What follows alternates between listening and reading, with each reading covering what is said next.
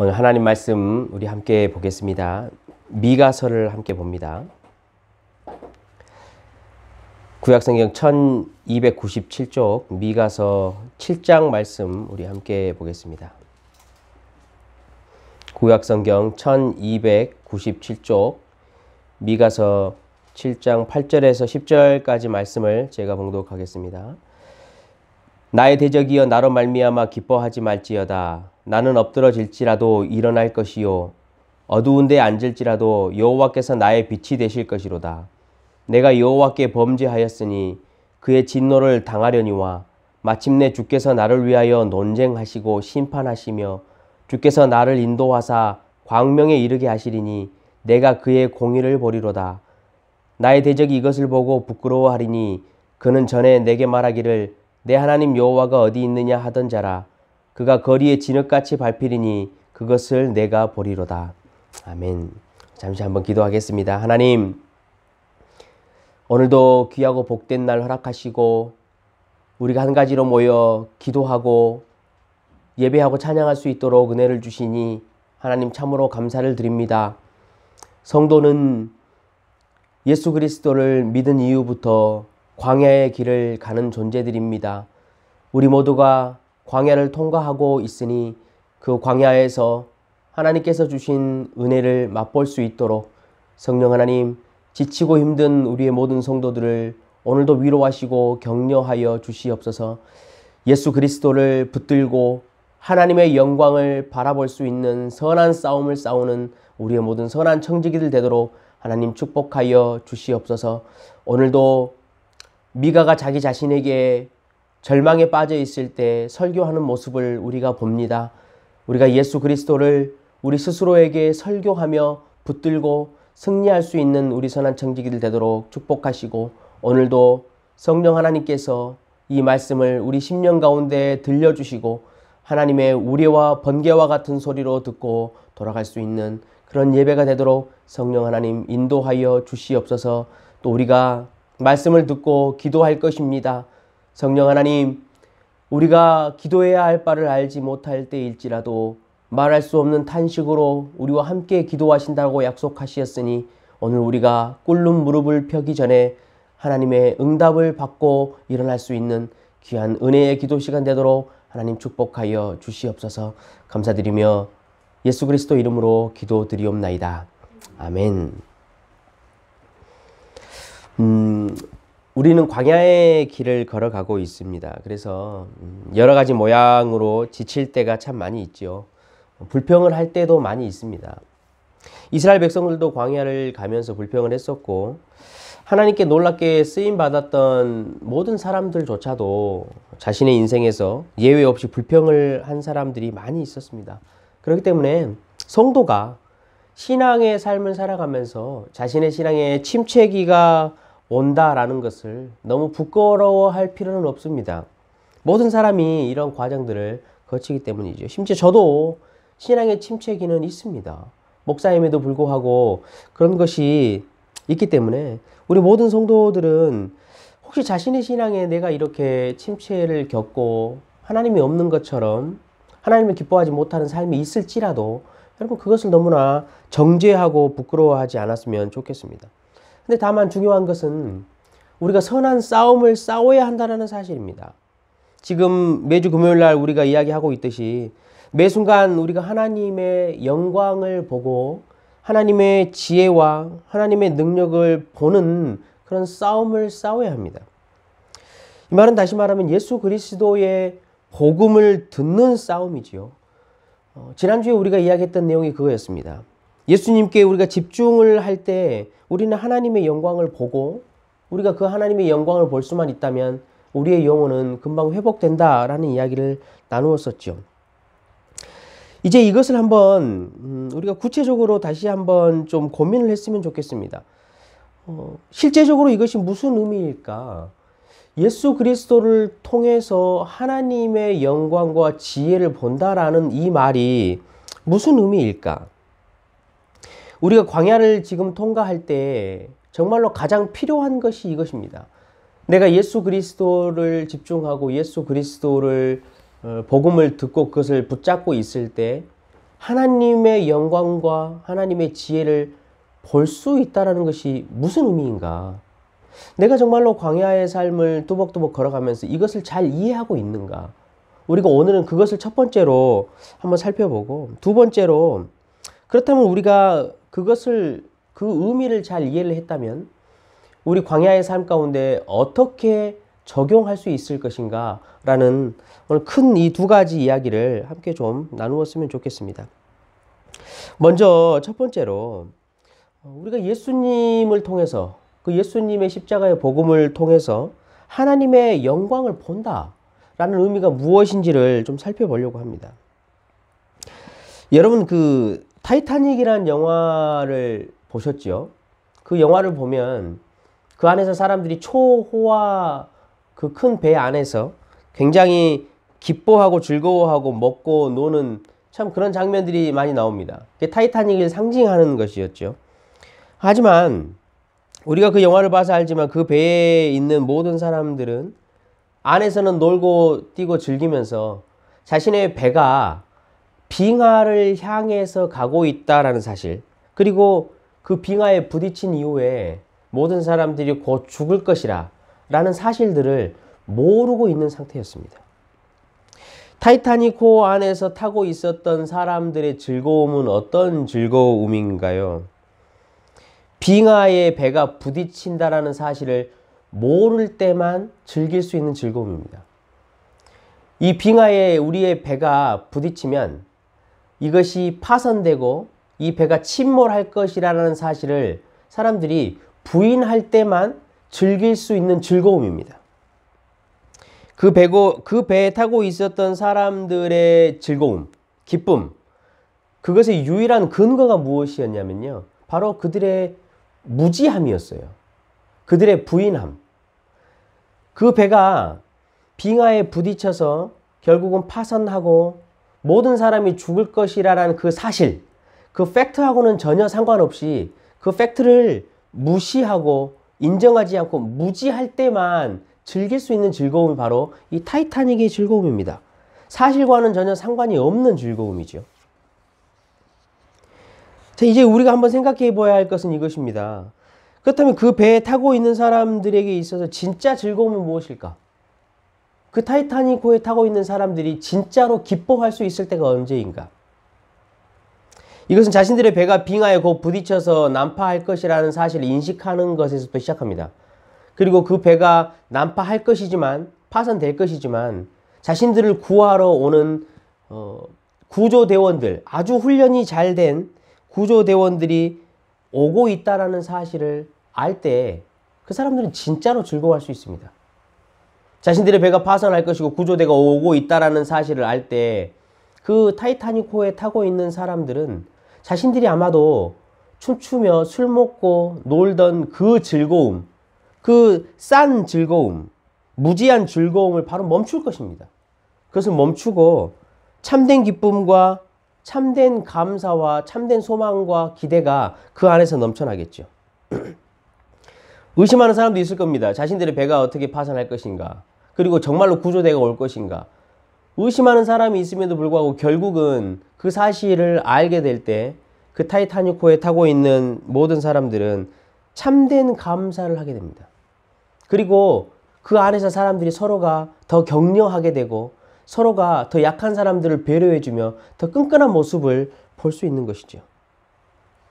타이타닉호에서 이렇게 진중하고 깊이 있는 기쁨과 즐거움이 나올 수 있는 유일한 이유가 무엇이었습니까?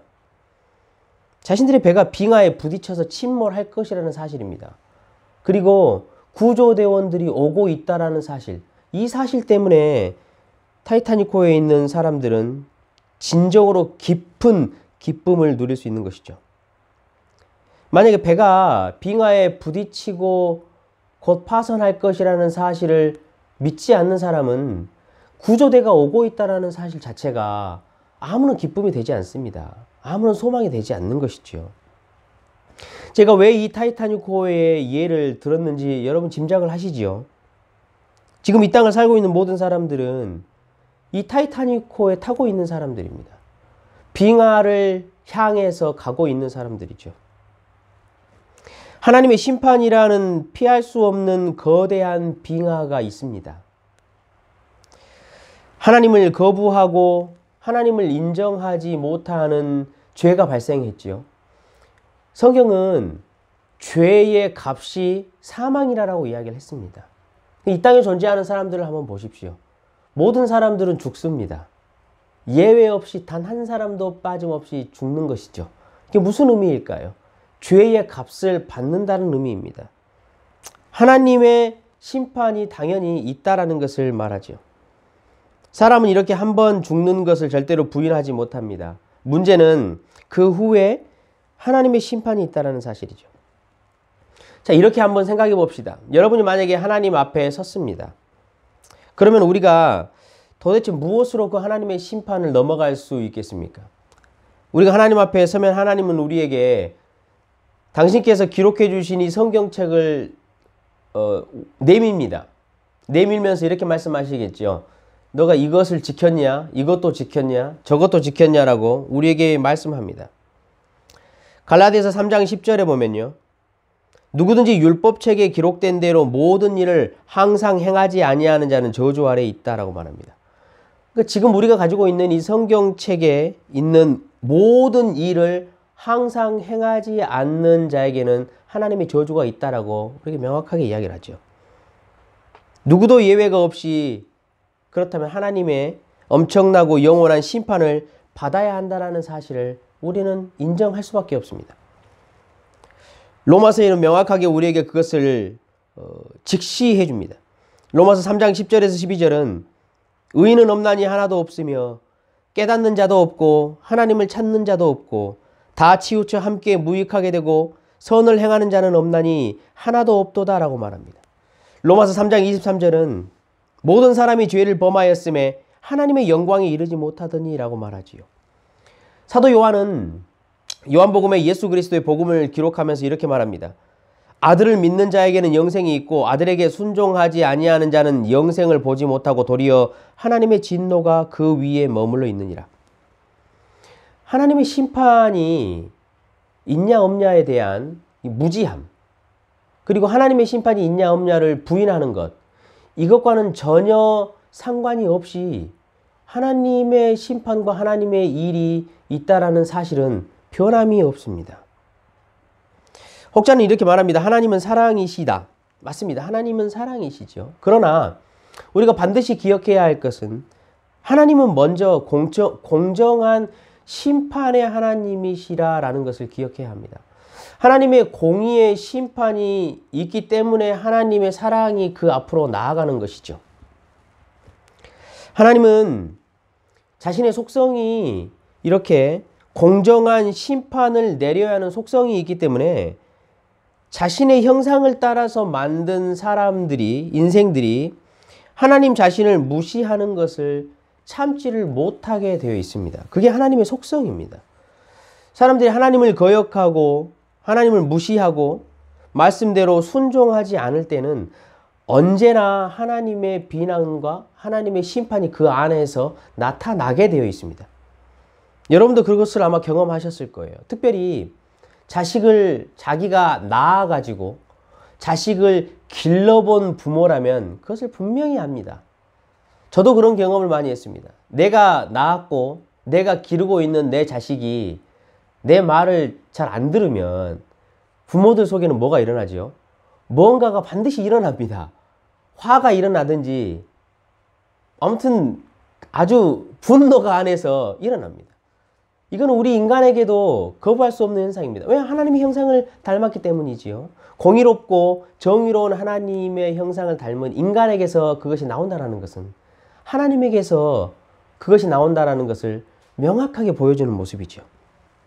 사람들을 한번 보십시오. 사람들은 아니다 아니다 해도요.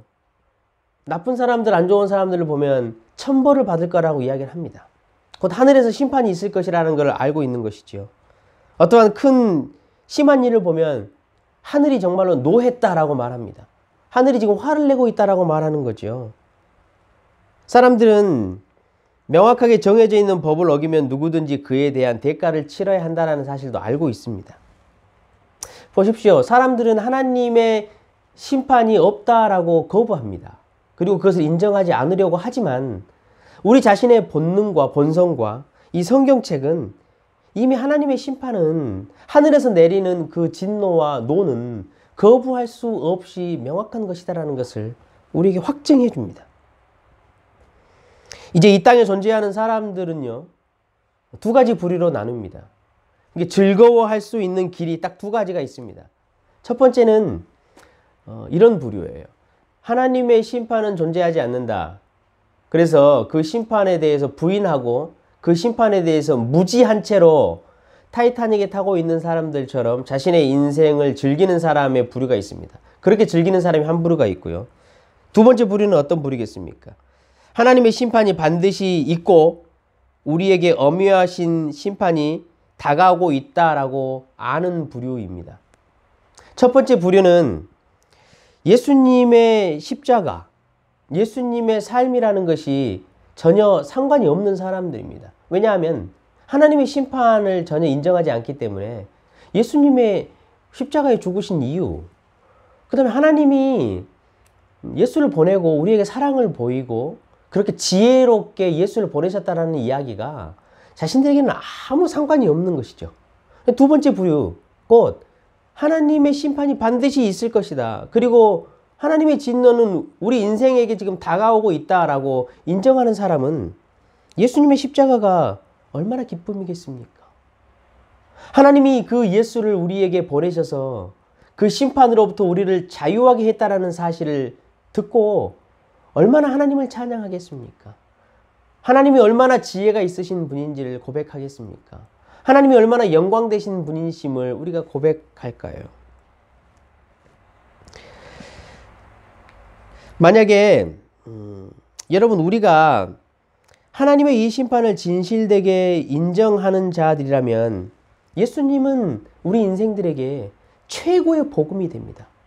최고의 기쁨이 되고 최고의 즐거움이 되는 것이지요. 여러분은 어떠십니까?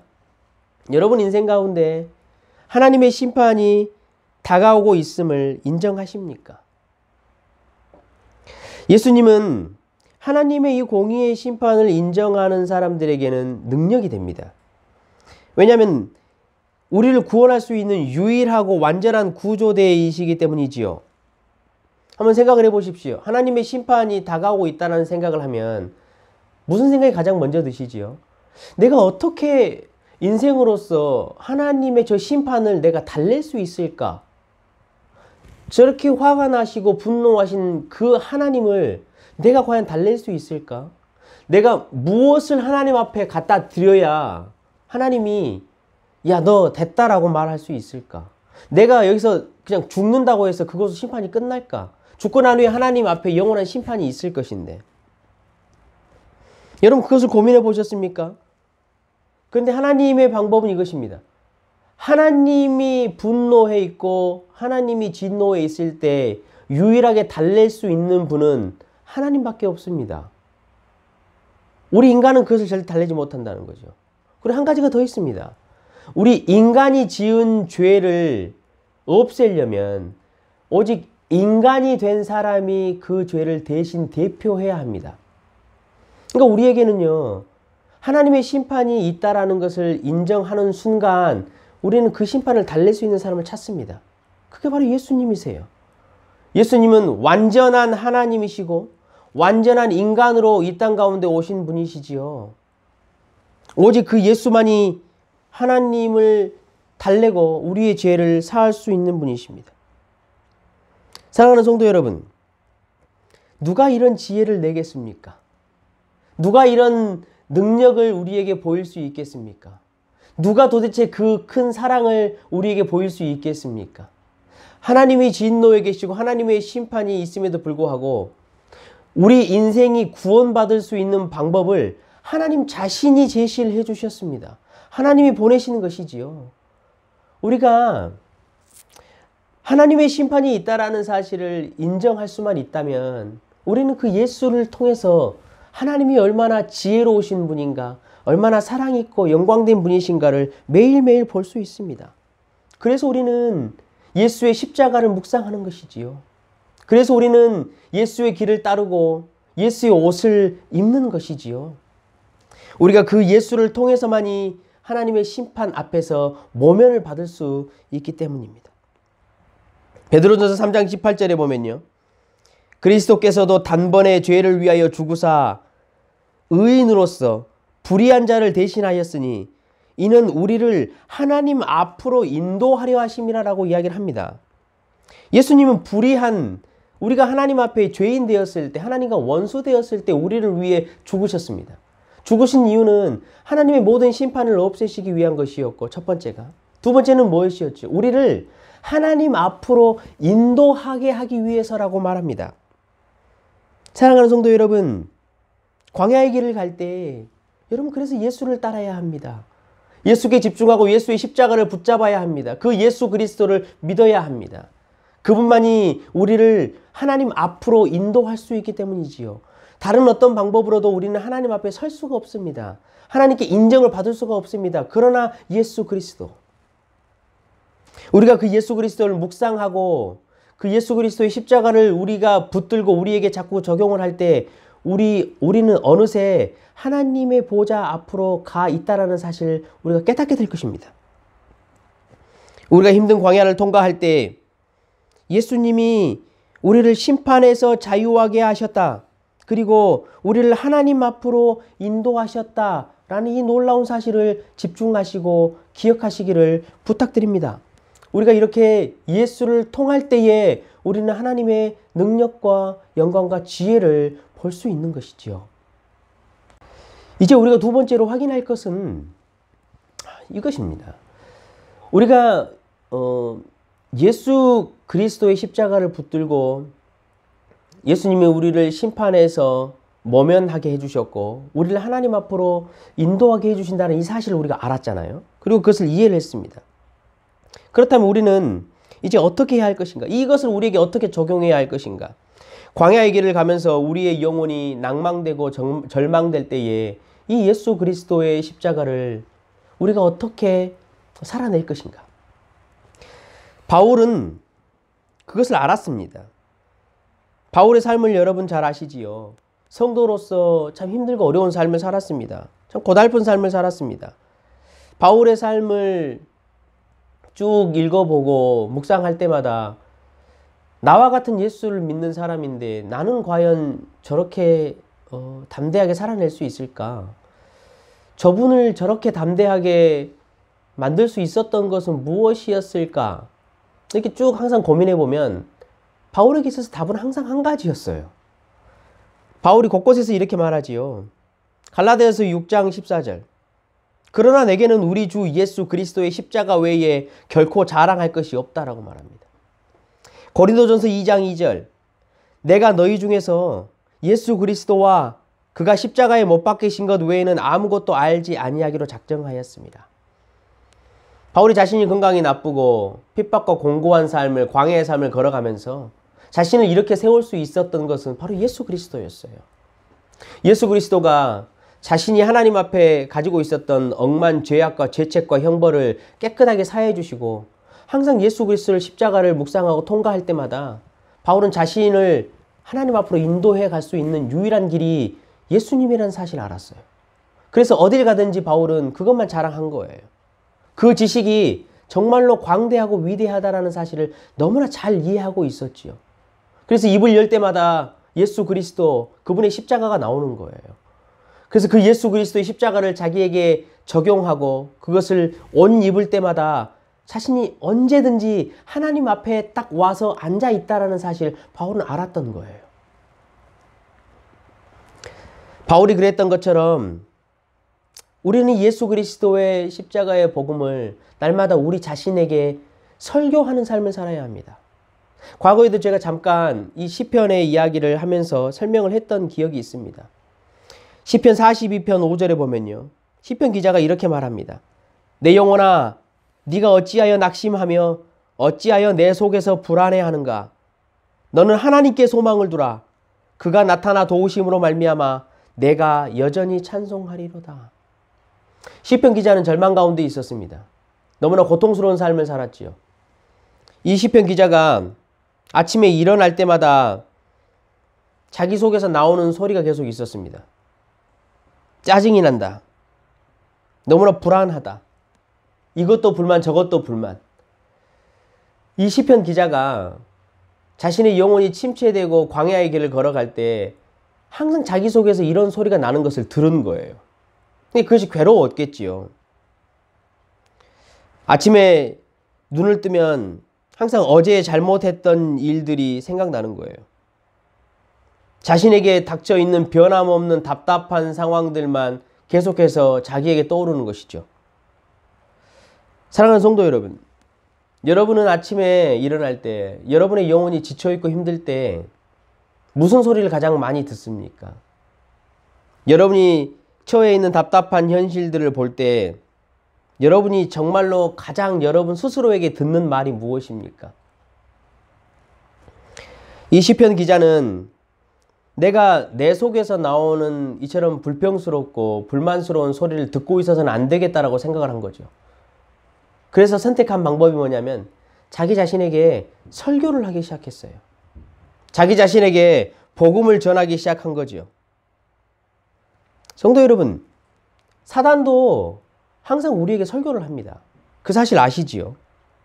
거짓말과 사망의 설교를 날마다 우리에게 연일해야 됩니다. 우리 영혼이 지치고 힘들어서 광야를 지나고 있을 때는 그 사단의 설교가 너무나 크게 들립니다. 우리는 날마다 그 설교를 듣고 우리의 삶에 적용하고 그 설교를 그대로 되뇌입니다. 그러면서 그렇게 말하지요. 오늘 아침도 기쁘지 않아요. 오늘도 내가 만족하지 않아요. 오늘도 나는 모든 것이 가망이 없어요. 우리는 그 속이는 자의 설교를 계속해서 그냥 듣습니다. 여러분, 그 설교를 계속 들어서는 우리의 영혼은 회복되어 올라오지 않습니다. 광야의 길을 가고 있는 것 중에 우리의 삶 가운데 가장 중요한 것은 그렇기 때문에 나 자신에게 설교를 하는 것이에요. 예수 그리스도의 복음을 알고 있는 것에서 멈추는 것이 아니고 그 예수 그리스도께서 행하신 일과 예수 그리스도가 어떠신 분이신가, 하나님이 나를 위해서 무슨 일을 하셨는가라는 것을, 그 복음의 일들을 내 스스로에게 설교하는 것이지요. 깨어라는 거예요. 내 영혼아, 어찌하여 너는 낭망하고 있느냐. 일어나라. 너가 하나님께 소망을 두어라라고 자기 자신을 붙들고 자기 자신에게 질문도 하고 자기 자신에게 그것을 해답도 제시해주고 때로는 자기 자신을 혼내기도 하고 이렇게 하면서 설교하는 거예요. 복음을 전하는 거예요. 자기 스스로에게.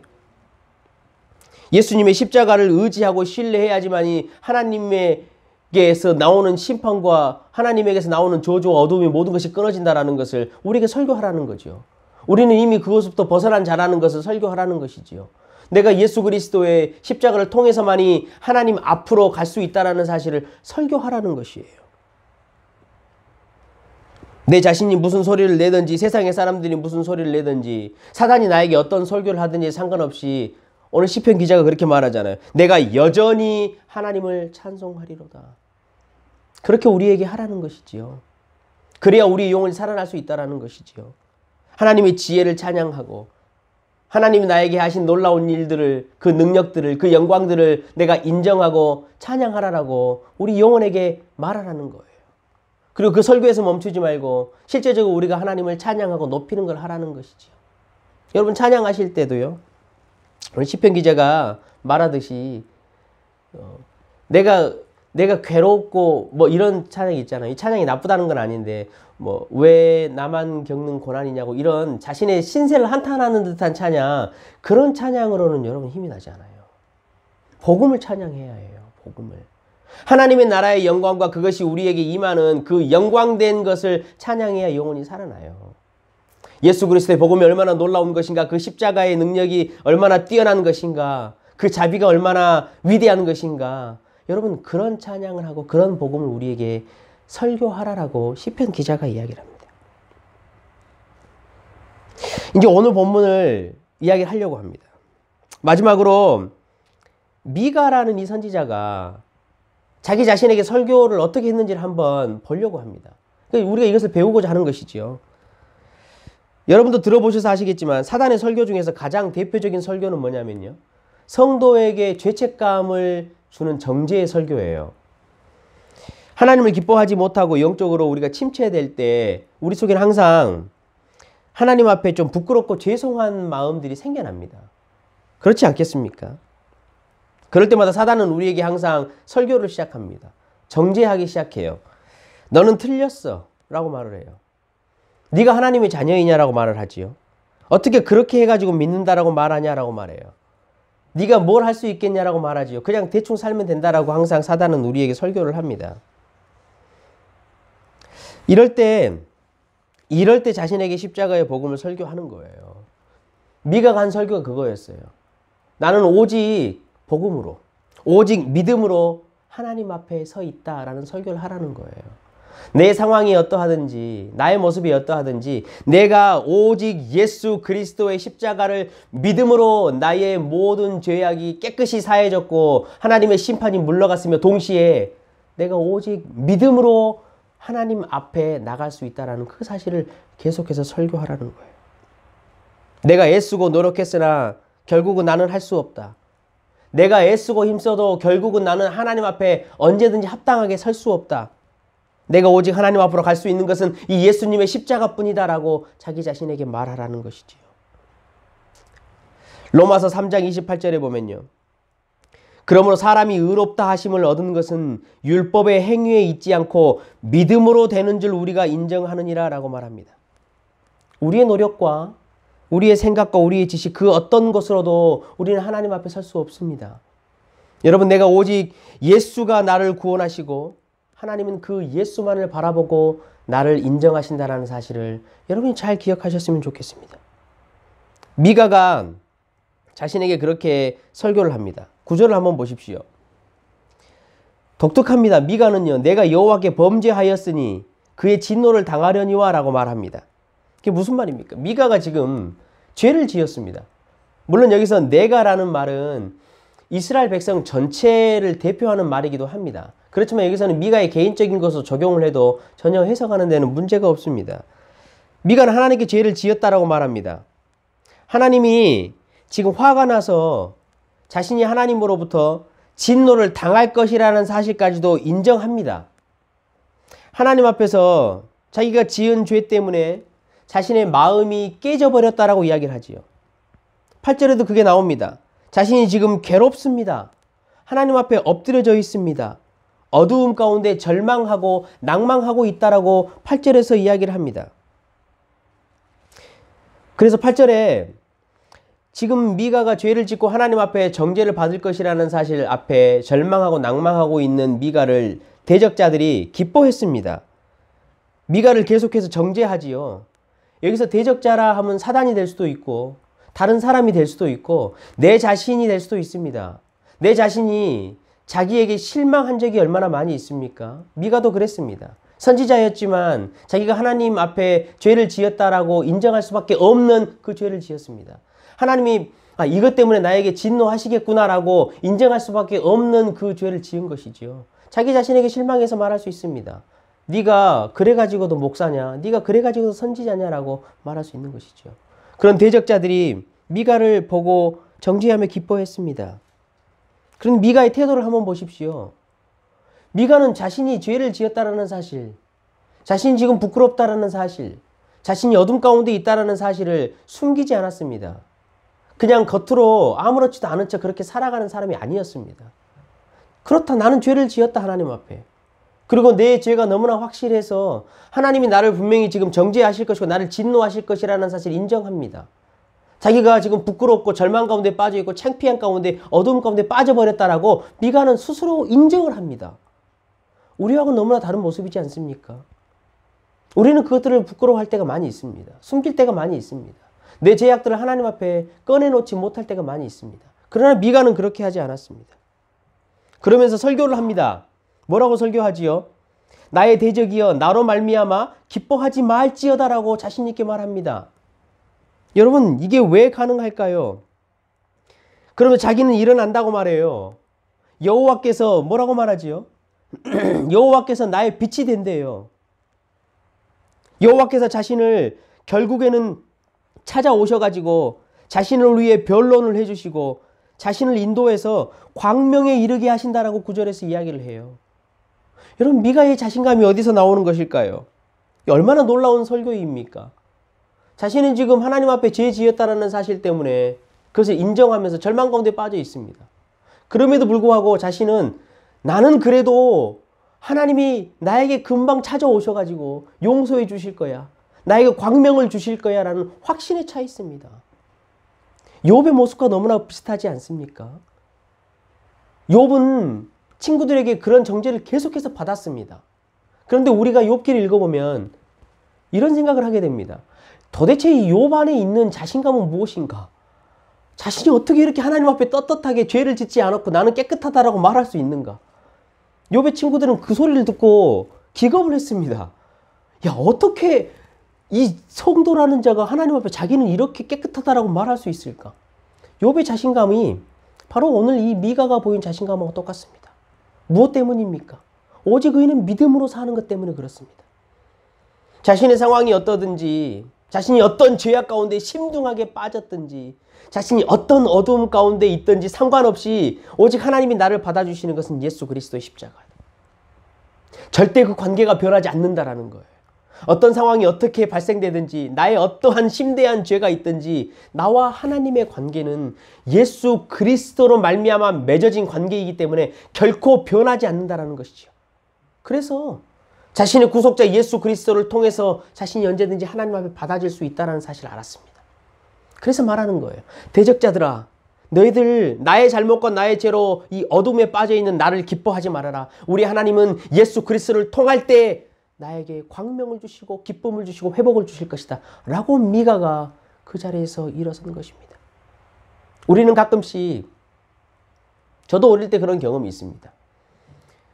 부모가, 엄마 아빠가 내가 원하는 것을 잘 안 해주거나 내가 이걸 하고 싶은데 이것들을 못 해주실 때가 있잖아요. 그리고 이 사형제이다 보니까 제가 셋째인데요. 이게 장남도 아니고 막내도 아니고 가운데 끼어서요. 참 애매한 자리예요. 그러니까 뭐 위에서 터지고 밑에서 터지고 이런 셋째인데 이 가끔씩 이게 내 부모님이 내 부모가 아닐 것이라는 생각을 해본 적이 있어요. 사춘기 때.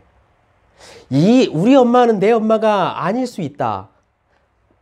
저 아빠는 내 아빠가 아닐 수 있다라는 생각을 한 적이 있어요. 누구나 아마 그럴 거예요. 여러분 가운데서 사춘기 때 섭섭하고 그런 마음이 들 때 그런 생각 할 때가 있죠.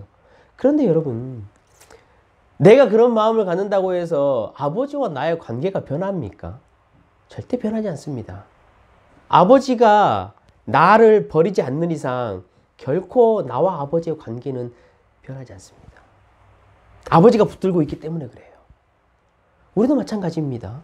우리가 예수 그리스도, 그 예수 그리스도 때문에 하나님과 나의 관계가 유지가 되는 거예요. 나의 어떠함이 아니에요. 내가 혹 지금 절망에 빠져 있고 낭망에 빠져 있고 하나님이 내 말도 하나도 듣는 것 같지도 않고 내 하나님이 아닌 것 같고 하나님이 진짜로 없는 것 같아도요. 여러분, 내 마음이 그렇게 든다고 해서 나와 하나님과의 관계는 절대 변하지 않습니다. 미가가 그것을 안 거예요. 여러분, 얼마나 미가와 하나님의 관계가 건강한가를 한번 보십시오. 부모와 자식 관계가 얼마나 건강한 관계인가를 보십시오. 자식이 부모한테 혼날 때 어떻게 생각하지요? 어쩔 때 가장 부모와 자식이 건강한 관계가 될까요? 내가 지금 아버지한테 잘못을 인정하고 아버지 내가 잘못했습니다. 그러니까 제가 마땅히 매를 맞겠습니다. 라고 자식이 말을 하면서도 그 속에 동시에 내 아버지는 그래도 나를 용서하실 거야. 내 아버지니까. 내가 지금 아버지가 화난 모습을 보고 있지만 저 속에는 그렇지 않을 거야. 라고 그 자식이 아버지를 신뢰할 때 이것이 여러분 부모와 자식 간에 정말로 아름다운 관계예요. 자식이 자신의 죄를 아버지에게 고백하기를 무서워하고 어떻게든지 피해서 도망가려고 하고 내가 지금 이것을 이야기하면 우리 아버지는 나를 정말로 죽일 거야. 나를 호적에서 빼버릴 거야. 라고 말하는 자식과 부모는 건강한 관계가 아니에요. 미가의 관계가 여러분, 미가가 하나님과 그런 관계를 가진 거예요. 무엇 때문이냐면요. 예수 그리스도 때문이에요. 예수 그리스도가 단번에 완전하게 우리의 모든 심판을 하나님 앞에서 걷어간 거예요. 예수님이. 그리고 예수님을 통해서 우리가 하나님 앞으로 나아가기 때문에 하나님은 항상 우리를 받아주신다는 거예요. 사랑하는 성도 여러분, 오직 의인은 믿음으로 산다 라는 말이 이런 말입니다. 저와 여러분이 예수 그리스도를 믿음으로 하나님의 은혜가 이렇게 주어진다라는 사실을 확신하고 또 자랑하고 우리 안에 그렇게 설교하고 복음을 전하는 그런 설교함으로 회복할 수 있는 이번 한 주가 되시기를 주님의 이름으로 간절히 부탁드립니다. 말씀을 정리하겠습니다. 이집트에서 종살이를 했던 이스라엘 백성들을 기억하시죠? 그들은 자유함을 얻었습니다. 그런데 그 자유함을 기뻐하기도 전에 그 아들 앞에는 광야가 기다리고 있었습니다. 이런 생각을 해봤습니다. 그들은 왜 꼭 광야를 통과해야만 하는가? 실제적으로 이집트에서 가나안 땅까지는 거리가 얼마 걸리지 않습니다. 곧바로 가나안 땅으로 들어가면 되지 않겠습니까? 그런데 그들은 광야를 통과했습니다. 아주 힘든 광야를 통과했지요. 하나님에게는 목적이 있었습니다. 이집트의 노예로 살 때는 결코 맛볼 수 없는 그 놀라운 것들이 광야에서 보도록 하기 위한 것이었죠. 400년간 노예 생활과 우상의 법에 찌들여 살았던 이스라엘 백성들을 하나님의 자녀로 만드는 원리를 깨우쳐주기 위해서 그렇게 하신 거예요. 한번 생각을 해보세요. 애굽에서 이스라엘 백성들 어떻게 살았습니까? 자신들이 애쓰고 자신들이 힘을 쓰고 자신들이 하루에 몸이 부서지도록 일을 해야지만이 먹을 것을 먹을 수 있었습니다. 더위를 피할 수 있었고 추위를 피할 수 있었습니다. 자신들이 몸이 부서져라 일을 해야 물을 마실 수 있었습니다. 그게 이집트의 생활이었죠. 그런데 광야를 한번 보십시오. 광야 생활은 우리가 다 힘들다라고 생각을 하지요. 맞습니다. 힘듭니다. 그런데 우리가 한 가지를 깨닫는 게 있습니다. 하나님이 우리를 자식처럼 돌보신다는 것. 내가 아무것도 하지 않아도 더위를 피할 수 있어요. 내가 아무것도 하지 않아도 추위를 피할 수 있는 방법을 가르쳐 주신 거예요. 불기둥과 구름기둥과 불기둥으로 그렇게 하신 것이지요. 내가 아무것도 하지 않아도 만나와 메추라기를 주신 거예요. 내가 아무것도 하지 않아도 내가 샘물을 마실 수 있게 하신 것이죠. 광야의 삶은 하나님이 나의 하나님이 되고 내가 그 백성이 된다라는 것, 그 아들이 된다라는 사실을 깨닫게 하시는 곳이에요.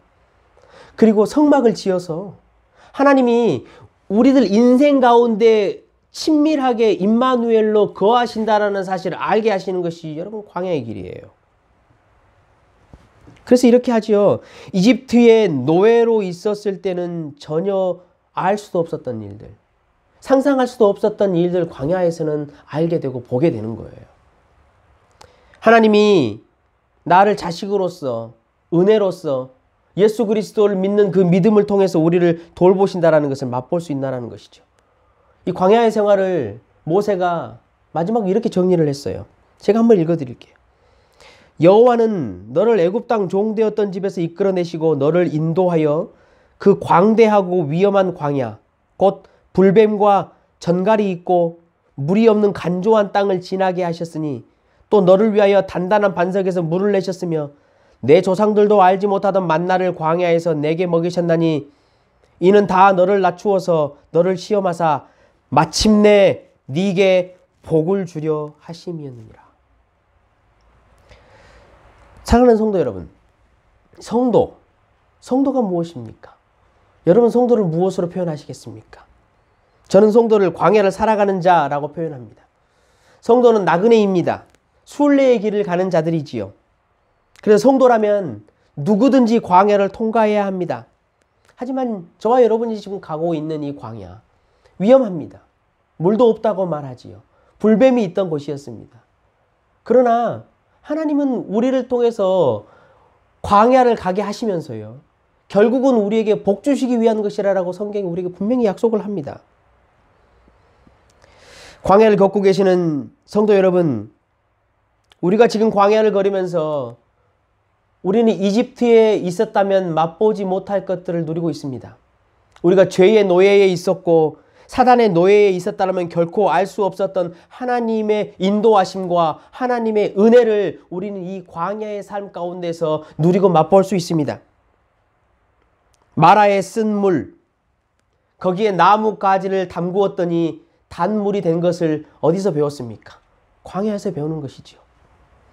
반석을 쳤더니 거기에서 물이 나온다는 사실을 어디에서 우리는 배웁니까?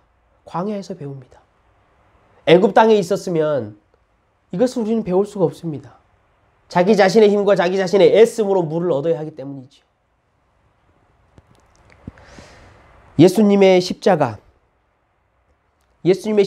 우리 인생의 쓴물 가운데 담겨질 때 우리는 단물을 맛볼 수 있습니다. 우리는 광야에서 그것을 배운 것이에요. 우리는 예수님을 반석이라고 말합니다.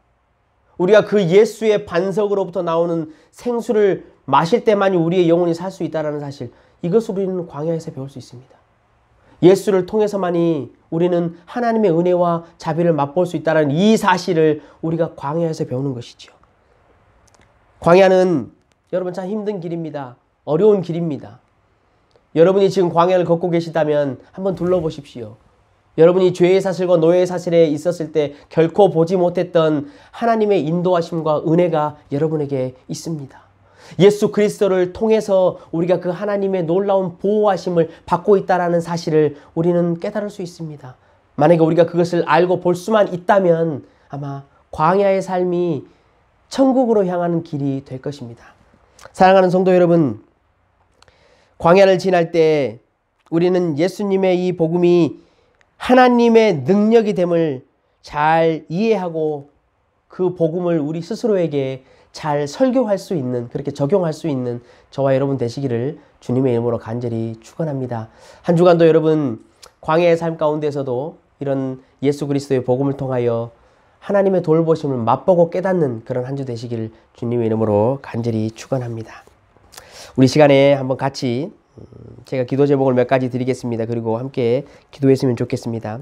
오늘 우리가 들었던 말씀처럼 내가 정말로 예수 그리스도를 항상 붙들고 그 예수님을 통해서 하나님의 존전 앞으로 나간다는 사실을 우리가 잘 깨달을 수 있는 믿음을 주십시오라고 그렇게 기도했으면 좋겠습니다. 우리가 예수님을 통해서만이 하나님 앞에 설 수 있다는 사실을 우리 스스로에게 항상 설교할 수 있는 그런 우리가 되도록 그렇게 여러분 기도하시고, 광야의 삶 가운데 있지만 우리가 그 안에서 은혜를 발견하고 하나님의 인도하심을 맛볼 수 있도록 해주십시오라고 또 그것도 기도하시고, 또 특별히 우리 코비드 백신과 치료제가 빨리 발견이 돼서 다시 우리가 노멀한 삶으로 그렇게 돌아갈 수 있도록 해주십시오라고 그렇게 몇 가지 기도 제목을 두고 우리 함께 같이 기도하겠습니다. 기도합니다. 하나님 아버지 감사합니다. 오늘도 우리가 예수 그리스도만이 우리의 삶의 복음이고 하나님의 영광임을 들었습니다. 우리가 광야의 삶을 살아가고 있습니다. 하나님, 우리에게 예수 그리스도를 허락하여 주시고 그 복음으로 말미암아 그 능력으로 말미암아 하나님 앞에 설 수 있다라는 사실을 깨달을 수 있도록 우리에게 믿음을 허락하여 주시옵소서. 하나님이 인도하시는 그 놀라운 인도를 이 광야의 가운데서 배울 수 있도록 하시고 우리의 믿음을 굳건하게 세워 주시옵소서. 하나님, 또 코비드 기간이 계속되고 있습니다. 절망하는 영혼들을 세워주시고 힘들고 어려운 영혼들을 하나님 위로하시고 예수의 복음을 그들에게 전하여 주시옵소서. 치료제와 백신을 하나님께서 하루속히 우리에게 허락하여 주시어서 우리가 다시 한번 하나님의 은혜와 사랑을 깨달을 수 있는 귀한 시가 될 수 있도록 하나님 인도하여 주시옵소서.